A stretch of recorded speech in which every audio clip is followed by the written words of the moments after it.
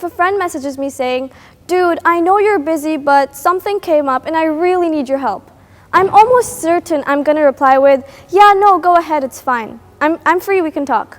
Let's face it, we've all been there at one point or the other, being flooded with tasks yourself, yet you tend to say, "No, I'm free, we can talk."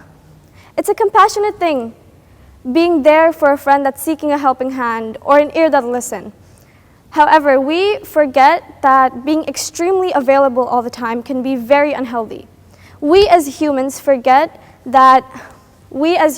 confuse the thin line between being a personal therapist and a compassionate friend who's willing to listen. Hi, I'm Hafsa, and as a teenager in the 21st century, I will be talking about why putting yourself first is important.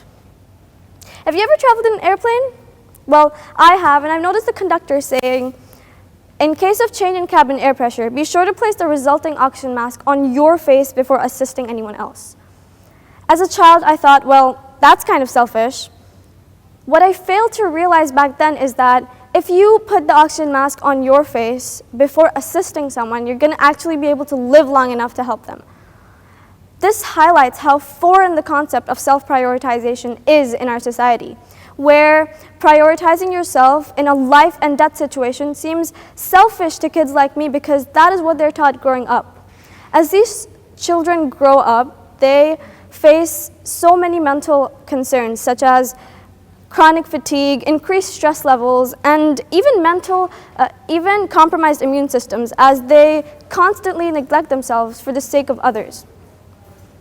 The airplane analogy serves as a powerful metaphor for the importance of self-care, as just as securing your oxygen mask ensures your ability to live long enough to help someone, prioritizing yourself ensures your ability to help others more sufficiently. All this talk about self-prioritization, but the question that lies therein is, what is self-prioritization in the first place? Is it synonymous with being selfish and conceited? Can a person who puts himself first take care of others as well as someone who constantly neglects himself for others?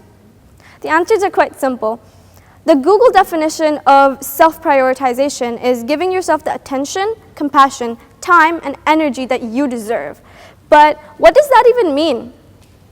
Contrary to common misconceptions, self-prioritization isn't about being conceited or selfish, but rather it's about acknowledging your own needs and happiness and well-being as vital factors for living a happier life.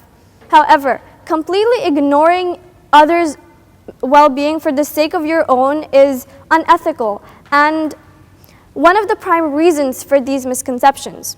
Now, I want you to imagine two people, one of which puts himself first and knows what he wants out of life, and the other who constantly neglects himself for others and rots from the inside. Who would you go to if you needed help or support? Obviously, the first one. At least, that's what I would do. I keep talking about how self-prioritization is important and how it isn't synonymous with being selfish. What I haven't touched on, however, is the benefit it gives you in detail. After a while of rummaging around with articles and articles and articles on the benefits of self-prioritization, I've concluded a total of 4 major benefits. Coming in at number 1 is enhanced mental health. The United Arab Emirates has the highest level of regional depression, with 1 in every 4 people experiencing mental health concerns. That is around 2.5 million people. Now, imagine if all of these people start giving themselves the attention, compassion, time, and energy that they deserve. They start taking some time out of their lives to do the things that they enjoy doing. Wouldn't their lives be a tad bit more convenient and happier? Number 2, enhanced physical health. I know some of us here think that self-prioritization only refers to mental empowerment. However, we forget that it is built upon a base of putting your needs before others, be it social needs, mental, emotional, or physical needs. And one aspect of that is giving yourself proper sleep, balanced nutrition, and regular exercise. As I was writing this speech covering this specific topic, I realized I was being quite hypocritical by talking about nutrition and all, when quite frankly, I have never in my life worked out regularly. My sleep schedule is very, very messed up, with an average night's sleep being as low as 3 to 6 hours or about as high as 12 to 14 hours, both of which is very, very unhealthy, by the way. And, well, my eating habits are my family's favorite topic to discuss at the dinner table. I realized my problem was maintaining my physical health, which is why I looked forward to changing that aspect of my life. I prioritized myself by trying to find solutions to fix that. Therefore, I joined gymnastics. It's a fun and healthy way to stay. It forces me to eat and sleep better. Number 3, enhance relationships. Prioritizing yourself allows for a healthier approach to relationships. It's simple, really. Once a person is at peace within himself, he enters relationships with a sort of self-assurance that allows for a genuine connection.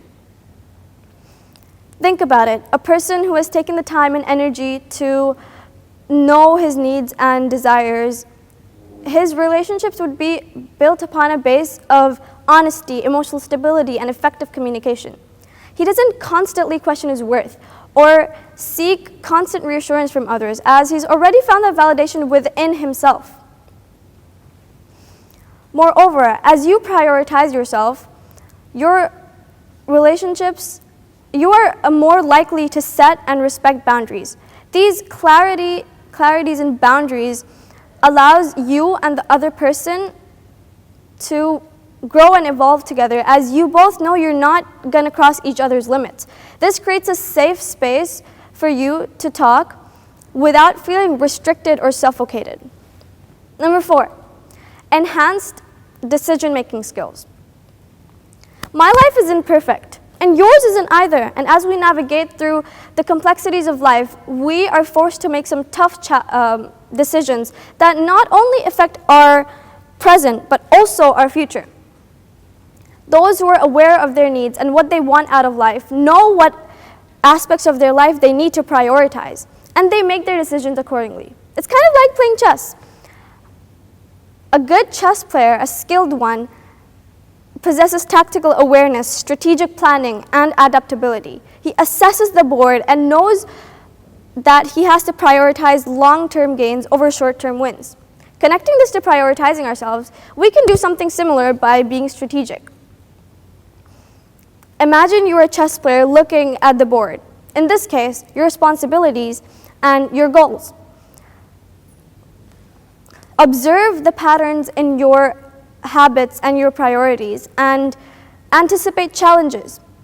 You know you're going to face challenges in life, so prepare for them and expect the inevitable.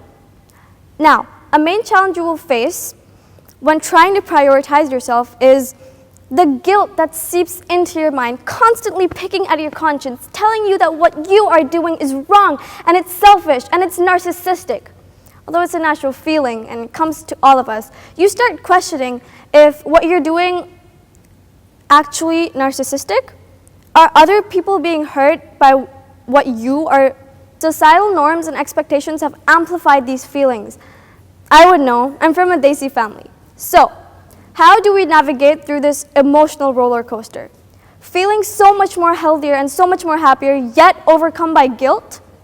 One effective strategy of overcoming this mountain of guilt is engraving in your mind that you come first no matter what. That one friendship that's causing you to mentally overexert yourself, distance yourself. Create and set boundaries and surround yourself with people that respect those boundaries. That one project that you've been leaving out because it's too lengthy, do it. It'll linger on your mind and cause you to procrastinate. Do not do that. School's getting too hectic? Take a day off and focus on yourself. That one favor your friend asks you that you can't possibly fit into your schedule, say no without feeling guilty. Every night, focus on yourself and reflect on what you did the whole day. Take your mistakes into account and find solutions or ways to fix them. while also acknowledging your accomplishments and being proud of yourself for doing that.